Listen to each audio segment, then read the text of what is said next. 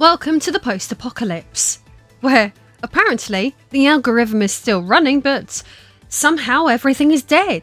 Last month, in August of 2025, something went very wrong on YouTube. Practically overnight, creators, myself included, saw their view counts fall off a cliff. Not by a few percentage points, but some of us well over half our usual viewership. And it wasn't just smaller channels, giants like Linus Tech Tips, Bellier News, Red Letter Media, Second Wind, Jeff Geerling and Dark Viper AU all reported the same thing, a sudden collapse in views beginning on the same exact date, the 13th of August 2025. Sure, viewers are usually lower for the most part in the peak of summer, but this wasn't the usual slow drift you might expect from seasonal trends. It was abrupt and synchronised and unnervingly precise, and channels that had been stable for years saw their reach slashed, yet in some cases engagement metrics such as likes, comments and watch time percentages actually rose. Clearly the audience hadn't disappeared, it was still there, but it just wasn't showing our videos anymore. This wasn't a content problem or simply a summer slump, it was the first visible sign of something much larger happening under the surface of the platform. Plausible theories have been mounting by the day, everything from shadow bans to mass unsub glitches to some secret cabal of hamsters pulling the levers behind the scenes, and honestly, I get it. When something this strange happens, our brains go straight into pattern recognition overdrive. We start seeing omens in the analytics, inventing cause and effect out of coincidence, and it's half detective work and half superstition. So today I want to cut through the noise and run you through what I think is fact and what's just folklore. I am Lady Decade, and if you like your gaming content spicy, then hit subscribe. Join me today as we pick through the YouTube wreckage and work out what the hell just happened. While YouTube might be quietly strangling the livelihoods of many, at least you don't have to pay full price for your games. Hollow Knight Silksong, the game that's quietly stole Borderlands 4's spotlight, is already up with a hefty discount through my link below, as well as the latter too if you can get through its performance issues, and these are far from the only bargains worth grabbing. Black Myth Wukong is down 40%, Mafia the Old Country is 24% off, and Elden Ring Night Rain is sitting at 22% off as well. Expedition 33 has been slashed by a frankly ridiculous, in my opinion, 43%. Celebade is 29% off, and even Wu Chang Fallen Feathers comes with a chunky discount. So don't be a mug and pay full retail. Fill up your basket, save a small fortune and actually enjoy gaming again. You might have noticed, or you might not, because they've been performing really badly, but a lot of my recent uploads, and I'll get into this more later on in the video, they've been performing really badly. However, my most recent upload, so the one just before this one, has actually done really well compared to what my normal has been recently. And I have no idea if that is because a lot of you have clicked the hype button, like a lot of you clicked on that hype button. So I'm at that stage now where I'm not sure. Please do it again. Please hit that hype button again for me. I just want my channel to get back to where it was. Thank you. Back on with the video. To understand why the viewing collapse happened, you have to step outside YouTube's algorithm and look at what was happening in government. Because this wasn't just an algorithmic quirk or a clumsy update, it was the fallout from a legal sledgehammer. Now, on the 25th of July 2025, the UK's Online Safety Act 2023 finally came into full force after 2 years of parliamentary debate, bringing along with it some of the harshest compliance demands major online platforms have ever faced. The controversial legislation imposes strict new duties to shield under 18s from harmful content and, crucially, requires robust age verification for all users. In fact, the UK government warned on the 31st of July 2025 that failure to meet either obligation can lead to severe penalties, including fines of up to 10% of global revenue or £18 million, whichever is higher. For YouTube's parent company, which brings in over $300 billion per year, the Safety Act means a single violation could cost more than $30 billion. So, as you can probably guess, changes have been afoot, but it's not really been about the protection of children, though, has it? It's been more about corporate survival. Alphabet Incorporated, which owns Google LLC, YouTube's parent company, couldn't treat this as a local issue. It has to prove that YouTube can keep under 18s away from anything deemed inappropriate and that it could do it on a massive scale. So, on the 13th of August 2025, less than 3 weeks after the law took effect, YouTube quietly rolled out an AI-powered age detection system worldwide. As CNN reported that day, YouTube is set to start estimating users' ages using artificial intelligence. Users flagged as minors will be automatically enrolled in teen safety protocols and the disabling of personalized ads. Unsurprisingly, this system doesn't care what your account says about your age, though, as children tend to lie about their age online all the time. Instead, it scans your entire digital footprint, the search terms you've used, the types of videos you've watched, how long your account has existed, even patterns of behaviour like super chats or purchases, and decides whether you're likely to be under 18.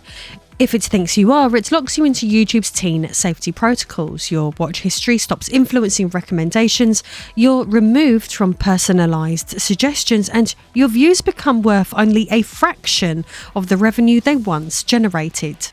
In effect, it doesn't just reduce a viewer's value, it makes them basically invisible. And it wasn't a slow rollout. Chaotically, after the system went live on the 13th of August, creators would see their views begin to collapse the same day. The timing, in my opinion, has left little room for coincidence. It marked the exact moment YouTube shifted its priorities from showing people the content they might enjoy to shielding itself from regulatory risk. But you might be thinking, well, I'm a full-grown adult, right? I'll still get recommended the videos that entertain me. Well, wrong. Here's where the real damage starts and why so many YouTube videos at present are failing to meet their intended target. The problem is not coming from actual children on the platform, it's coming from how the large majority of parents have their apps set up in their homes. As stated earlier, YouTube's AI system classifies users purely by behaviour, not by stated age. So if an account spends time searching for and watching educational content aimed at young children, the system assumes it belongs to a child. The problem is, countless parents, such as myself included, regularly use their own accounts to curate content for their kids, especially younger ones, mixing searches for JJ and Mikey and Scratch Garden or Number Blocks or Alpha Blocks, etc., in amongst their usually viewed content. This sort of behaviour is extremely common, especially if users at home share the same TV sets across a household. While a set of different viewers might all use the same account, AI reads that behaviour as proof that the account holder is under 18. For content creators whose audiences are largely made up of parents, this has become a massive problem. It explains why so many videos right now are failing to reach the viewers they're actually made for. YouTube's system isn't distinguishing between parents curating content for their children and actual children watching it themselves. It simply classifies the account based on the behaviour. The AI assumes the account belongs to a child, and once it does that, it strips away personalised recommendations, cutting those viewers, those adult viewers, off from the creators they would normally see. In effect, parents are being erased from their own viewing habits, and with them, so are the channels they used to support. Speaking on this exact issue, on the 12th of September 2025, Game Theory highlighted the telltale demographic pattern. They state that traditionally, when a video performs way higher with that 13 to 17 demographic, we also see an uptick in the 35 to 44 and the 45 to 54 demographics. Those older brackets rise because parents are letting their children use their accounts. But to YouTube's AI, it looks exactly like a teenager's behaviour. This is perhaps the main reason why so many channels, mine included, have seen their numbers implode. Channels have lost not just children, but the parents who used to watch them, which is especially damaging for gaming channels whose audiences often include families. There is a solution though, and it's surprisingly simple. Parents can create supervised profiles for their children or use the YouTube Kids app.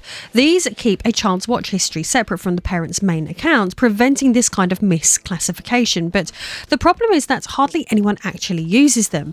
Ofcom found that only 27% of children aged 8 to 11 even have their own accounts. But if more did, it would go a long way to fixing the problem. Until then, creators will keep losing adult viewers to an algorithm that knows children are using the same account. But this isn't the only issue which content creators have identified that could be incredibly damaging to our reach. As if the AI age detection system wasn't disruptive enough on its own, YouTube quietly made another major change at the same time, one that creators only discovered through painstaking investigation. Restricted mode has existed since 2010 as a voluntary filter for schools, libraries and other institutions, but it was meant to be a basic safeguard, blocking obviously sensitive material for users who opted in. But in 2025, YouTube quietly upgraded it with new AI-driven filters that go far beyond what it was ever intended to do. Instead of simply flagging age-restricted content, this new system hides entire videos from huge portions of the audience without warning creators or showing any notice in YouTube Studio. Josh Strife Hayes, and shout out to him because I love his channel, discovered this in September 2025 after noticing half of his recent uploads had seemingly vanished despite having no claims, strikes or inappropriate content, and flagged this on X directly to YouTube, who seemingly bored him off with no meaningful explanation. As Unilad Tech reported on the 9th of September 2025, videos can become hidden without any prior warning to the creator. If the platform is hiding videos that don't actually violate guidelines, it could impact creators' reach and revenue. Hayes isn't alone. Other creators have seen their back catalogues silently disappear under restricted mode, sometimes leaving their channels appearing to have no videos at all. Viewers who often have the setting enabled, often by default on school, work or shared family devices, never even see that those videos exist. Another example of this is that if you look at my channel through restricted mode, all that is visible is some of my retro gaming content, and apparently my most recent upload was 4 months ago. The situation is getting beyond ridiculous. What makes this worse is the total lack of transparency. YouTube sends no notifications, offers no appeal process, and the only way to even detect it is by manually turning restricted mode on and searching for your own content. It means creators can effectively have their content hidden without knowing it, while their analytics show nothing unusual. To the algorithm, the video is still live, it's just being quietly erased from large chunks of the audience. Combined with the AI age detection system, it becomes a perfect storm. Misclassified viewers are locked into a restricted environment, while the content they once watched is simultaneously hidden from that environment. So it's not that audiences are losing interest, it's that the platform is hiding creators from them entirely. Restricted mode isn't great, but I don't think it's the main culprit in this situation. There are still several very annoying factors left to discuss in this current mess. Further to everything else, another shift happened on the 13th of August, and one that went largely unnoticed outside of creator circles, but it reveals a lot about YouTube's real priorities. On that date, desktop traffic collapsed almost overnight while mobile views surged. Bellular News noted that desktop had beaten mobile on 9 of the previous 12 days, but as they put it, then 13th of August happens and we see something insane. Views from computers basically fall off. The numbers were stark, a 16.7% swing away from desktop, dropping from 56% of their audience in July to just 39.3% after the change. And They weren't alone. Other creators reported the same pattern. Desktop views cratering while mobile views and TV views rose to take their place. This might seem like just another quirk of user behaviour, but the financial logic is obvious. Desktop users are far more likely to run ad blockers, which cuts YouTube out of revenue entirely. Mobile app users can't block ads as easily, and their views are worth more to the platform as a result. From a personal standpoint, I've even had a YouTube rep tell me directly that TV views are worth the most to the platform and generate the highest ad revenue, making them more valuable to me as a creator. It's why it can actually be worth considering what devices your audience is likely to use, because the platform clearly does, but that's a whole lot of good when a large chunk of my audience is parents who share TV sets with their kids, meaning my content stops being suggested in the first place. From YouTube's standpoint though, by funneling traffic away from desktops and towards mobile devices, they, in effect, reduce the number of unmonetized views they serve, even if it means showing content to fewer people overall. That's why some creators more fortunate than myself have actually reported their RPM, revenue per 1,000 views, going up while their total views have gone down. And it's no coincidence this shift began on the exact same day the AI age detection system went live. Both changes reflect the same principle. YouTube is no longer trying to maximize how many people see your videos, it's trying to maximize how much money it makes from the people who do. This shift towards monetizable traffic has also exposed a deeper problem in how the recommendation system works, one that has been quietly disadvantaging gaming creators for the last couple of years, which has become far more obvious since the August changes. You see, as I covered a few weeks ago, gaming content has always had a structural challenge on YouTube. Compared to other content on the platform, it takes time and focus to engage with. Gaming content has traditionally been about mechanics, analysis, design and strategy, subjects that reward patience, not impulse. But political content, by contrast, triggers an immediate emotional response, and the algorithm is built to chase emotion above everything else. As the political marketer put it, YouTube's recommendation system often amplifies videos that provoke strong emotional reactions or spark controversy.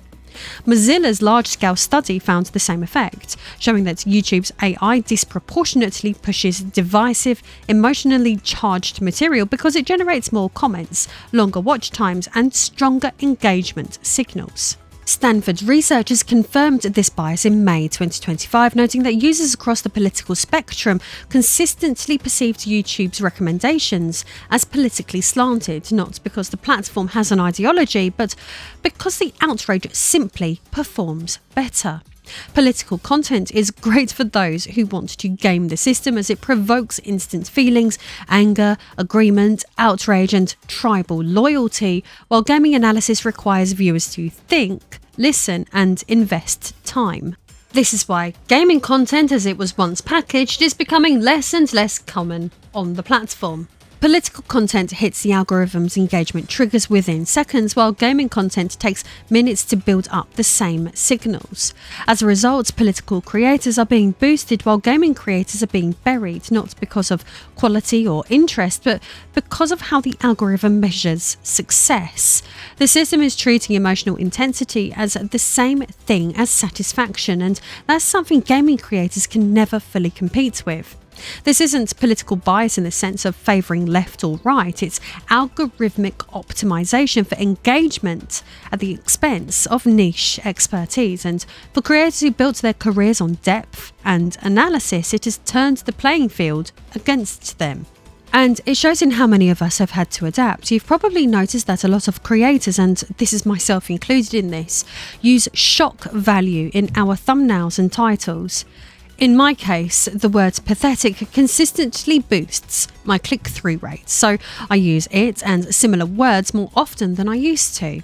As long as I deliver what I've promised in the video, I don't consider it egregious clickbait, just playing by the rules of how the system now rewards. And trust me, I wish the platform hadn't gotten this ridiculous. I'd just love to make the content I care about without having to dress it up like tabloid headlines, but the reality is that subtlety doesn't survive on YouTube anymore. If you don't spark an immediate emotional reaction, the algorithm simply buries you, no matter how good the video actually is. So we've all had to get louder, sharper, more provocative, just to stay visible. It's not about tricking people, it's about surviving long enough for anyone to even see the work you've made in the first place. I mean, honestly, how am I supposed to compete for clicks against gaming channels monetizing Charlie Kirk's assassination, who are tearing into his detractors for sport? I get why that's juicy as outrage always is. Fox News is sure as hell currently doing it, but for me there's a line. I'm not going to use a tragic situation like that just to squeeze a few extra clicks out of the algorithm. No matter how clickable I try to make my own videos, there are still some standards I'm not willing to throw away for the sake of engagement. For the record, I'm not judging the thousands of other creators who are currently doing this. It's a dog-eat-dog world out there. But my own conscience stops me from wanting to cover a topic like that. The fact that this is what gaming content has become in 2025 says everything. Because the truth is, this is the sort of content that YouTube seems to want the most on the platform, not just because audiences are inherently drawn to it, but because the system itself is engineered to boost it. That says far more about the platform than it does about its users. People aren't naturally clamouring all day, every day for endless drama and sensationalism. They're being funneled towards it because that's what the machine has been built to amplify. It's not a reflection of what viewers value, it's a reflection of what YouTube values. And that distinction matters. I'm a detractor that it's been built this way because it means success on this platform has less to do with craft, effort or originality and everything to do with how quickly you can provoke an emotional spike. We're all playing in a content casino, but the house always wins. And speaking of detractors, what's amusing is that some people are even pushing back on the very idea of this so-called great YouTube viewing collapse. So in the spirit of looking at every angle, let's dig into that side of things. One of the most common excuses people reach for when creators talk about their views collapsing, which I briefly touched on at the beginning of this upload, is the so-called summer slump. It's 100% true that views often dip slightly during the warmer months, but what happened in August 2025 doesn't match that pattern at all, and the numbers make it impossible to dismiss it as seasonal. You see, seasonal dips are usually gradual, building slowly over weeks or months and varying from channel to channel. What creators saw this year was nothing like that. Their views didn't drift, they fell off a cliff on an exact date. Dozens of channels across different niches all identified the 13th of August as the exact moment their reach simply collapsed. That kind of perfect synchronization doesn't happen with normal audience behavior. Meanwhile, YouTube as a whole was booming, as Nielsen reported on the 26th of August 2025. YouTube continued its streak as TV's leading media distributor, capturing 13.4% of TV watch time, its sixth consecutive month at number one and its biggest lead over rivals to date. If this really were just the summer slump, you wouldn't see that. You wouldn't see creators able to pinpoint a single date. You wouldn't see their click-through rates and watch time stay strong while their visibility evaporated, and you wouldn't see the platform breaking viewership records at the same time its creators were losing half their audience. To clarify again, this wasn't just a seasonal drift. This was a sudden algorithmic shift, and blaming it purely on the summer is just wishful thinking. From experience, whenever creators talk about their views collapsing, there's always someone ready with the same smug reply. Maybe your content just isn't good enough. But the data makes it clear this has nothing to do with quality. As stated earlier, many creators hit by the August drop have actually seen their key engagement metrics improve. Click-through rates are up, average view duration is stable or higher, like-to-view ratios have surged. These are the exact signals the algorithm is supposed to reward, yet they're being met with disappearing impressions. Jeff Geerling saw this in the starkest way. As Gaming Careers reported, he had 4 consecutive 10 out of 10 videos, the lowest possible ranking in YouTube Studio, all completely bombing views, despite like counts, watch times and overall revenue staying steady.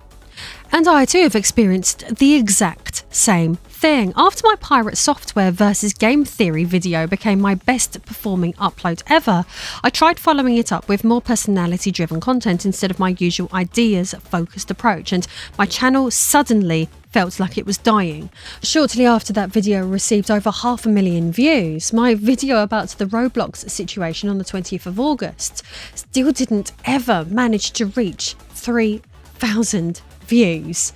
A video about Mafia the Old Country is stuck at under 5,000 views, and a console wars video I made hasn't even hit 7,000 views. Now, normally this type of content is my bread and butter, but due to my diminishing views, I assumed I was suffering this dip alone, and I genuinely believed I had wrecked my algorithm through too much variation, to the point I've even started planning a separate retro gaming channel to give me a fresh algorithmic start somewhere else.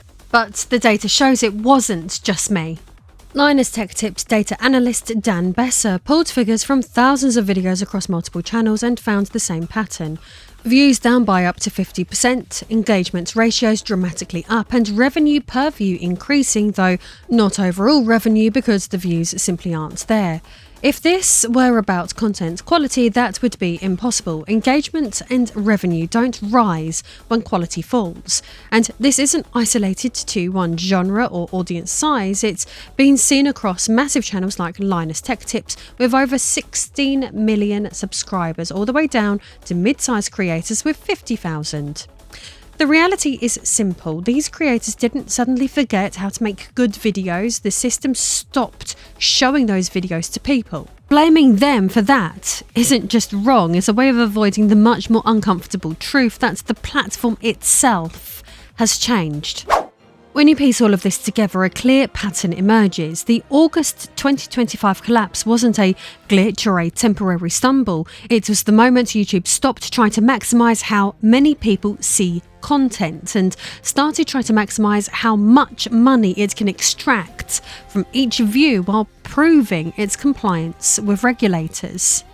Every element points in that direction. The platform introduced an AI system that classifies users as underage, even when they're not, purely to shield itself from legal risk under the UK's Online Safety Act. It rolled out AI-powered restricted mode filtering that can hide entire channels without warning or appeal. It funneled traffic away from desktop viewers who are harder to monetize because they use ad blockers, and towards mobile viewers who can't block ads as easily. And it further shifted its algorithm to reward emotionally charged content that drives rapid engagement, even if that means burying slower, more analytical formats like gaming. And crucially, it did all of this in complete silence.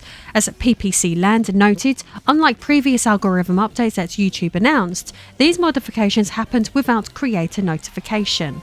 That marks a fundamental break from how the platform used to operate in the past. YouTube would at least acknowledge major algorithm changes, giving creators a chance to adapt. This time, nothing was announced. No guidance was provided. Creators weren't even told these systems existed until they pieced together the evidence themselves. YouTube has become more opaque than ever, yet also more demanding. The algorithm now prioritizes monetization signals over engagement, rewarding channels that drive premium signups, merchandise sales, or super chats, and quietly sidelining those that don't. It no longer acts as a meritocratic discovery system where strong engagement alone can propel a video. It has become a compliance-first, revenue-optimized machine, one where regulatory safety and profit per view matter more than creativity, community, or reach.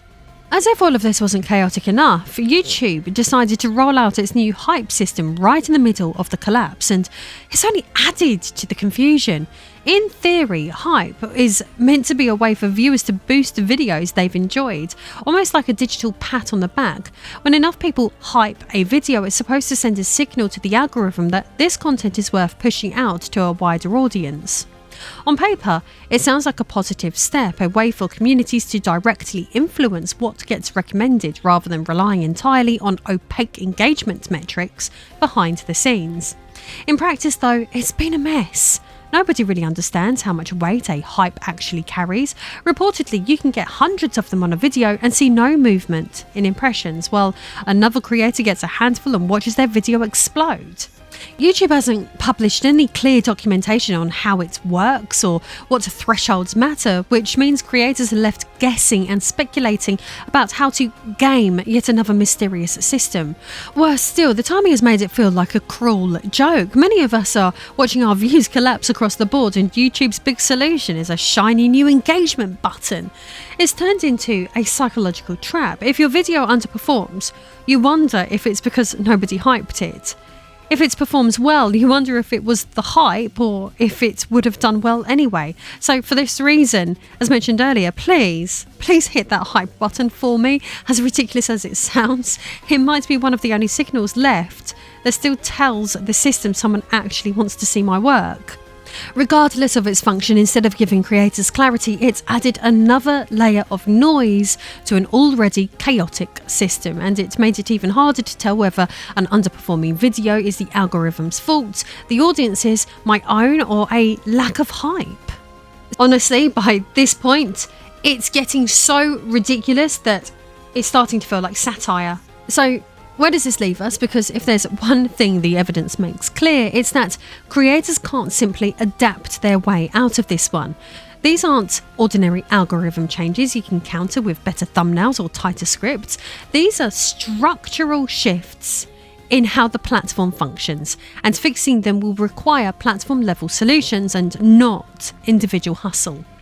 What are we all supposed to do? Start begging viewers for endless super thanks or channel memberships or Patreon support now just to survive? Or do they want us, small to medium-sized creators, to just stop making content for them altogether? To be honest with you, it's turning into a bit of a joke. Sure, I've never minded asking people to subscribe or like or comment or join my Patreon, and now apparently hype my videos too, but it's absurd that yet again the burden is being pushed onto individual YouTubers and viewers while the corporation just rakes in the profits. And none of this is a crisis about lazy creators or bad content. It's about a platform that has quietly rebuilt itself around regulation and revenue at the expense of visibility, transparency, and choice. And the only way that changes is if people understand what's actually happening and make enough noise that YouTube has to listen. And while you're at it, if you want to do something that actually makes a difference, use my affiliate links when you pick up your games. It will save you massive money and claw back a little bit of the revenue that YouTube has so kindly optimised out of existence.